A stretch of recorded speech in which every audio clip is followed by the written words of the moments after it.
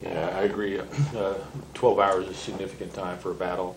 But in the initial hours, we were dealing with the waves of attackers that were coming inbound, and then eventually it'll start moving out to the snipers and the people that are willing to a little more standoff. So it's just a time-consuming endeavor, especially like I said earlier, based on the terrain. What do you think happened around noon? What was the change? You said there was a lull. What was that?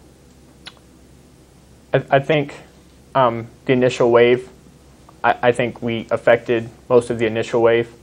And like he said, then we just got to the snipers, the guys who were hiding out, waiting to take that lucky shot. So when that initial wave of guys who were just willing to run down the trail into the cop, once we affected them, then it became a little slower fight, allowed us to catch our breath. So the pace slowed down a little bit after that noontime lull to the point where they were picking and choosing their shots. Yes, sir. It wasn't so much of a straight thing. Yes, sir. Had you met any of each other before? Obviously, you two worked together. But Just over the radios, maybe. Yeah. Prior to this weekend. Well, quite a bit, yeah. Why?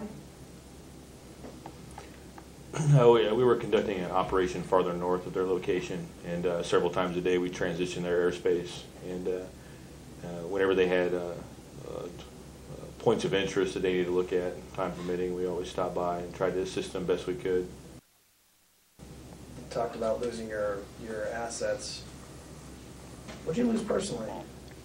Personally, I lost, personal effects that I had in my room, things that make a deployment like this easier. Cameras, movies, stuff just that helps pass the time. But there were guys in the unit who literally lost everything except the clothes on their back and the weapon in their hands. How about you? I lost just some uniforms, things like that. Like he said, personal items. I definitely made out a lot better than a lot of the guys in the troop. Like Sergeant Souter said, we had guys lose pretty much everything they deployed with.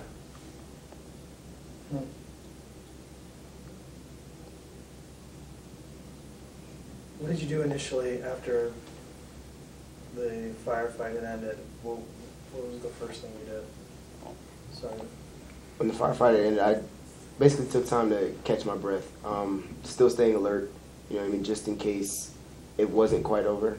But basically just catch my breath, kind of calm down a little bit, and be ready just in case anything else came.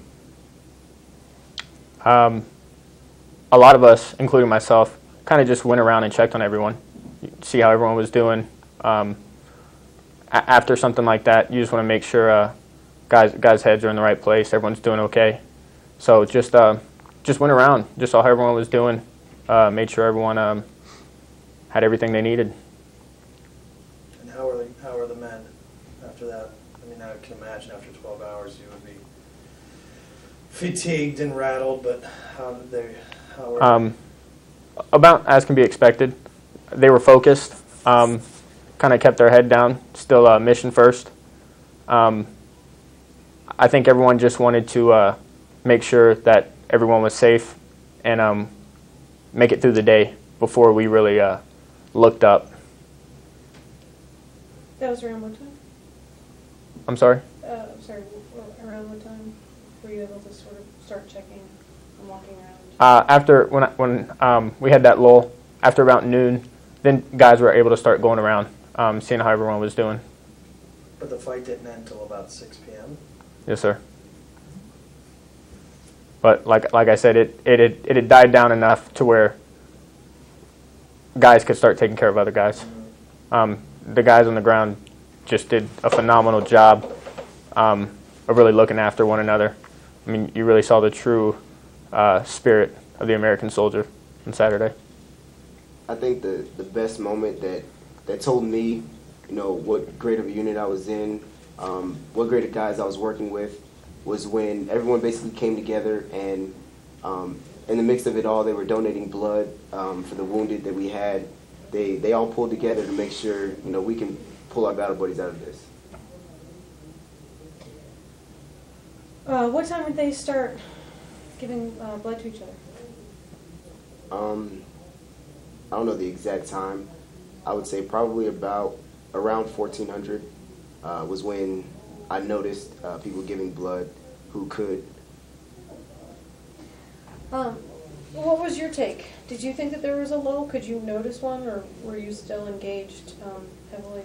During their lull, ma'am, that we were back in Fob Bostic, switching into a new set of airframes that had been brought up for us.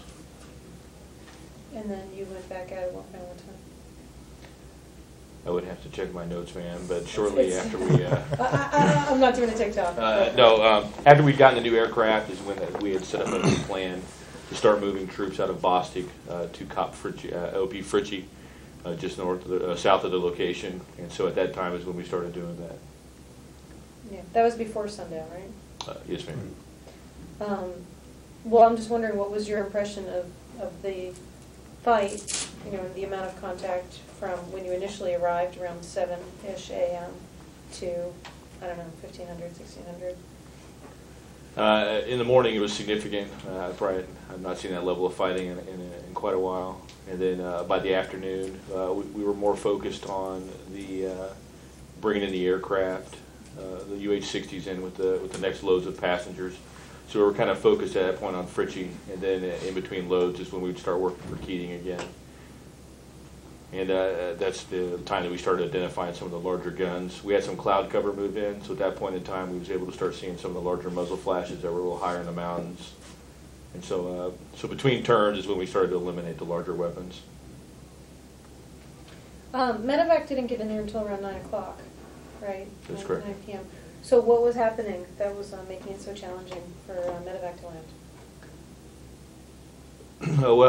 We were still trying to get control of the actual COP. And on top of that, we had identified several large caliber weapons that were, like I said, earlier in the day we'd had reports that they were specifically targeting the medevac aircraft. And so we had to ensure that we could get the medevac aircraft in and out without getting one of them shot down on our one and only LZ. We got maybe 3, 4, or 5 minutes left. So. Okay. You might take some We got 4 minutes left. For the guys in the air, had you ever seen anything like that before? What they were taking? I asked them if you know. No, sir. I've been on 3 deployments. I've never seen that large of a force attacking one static position.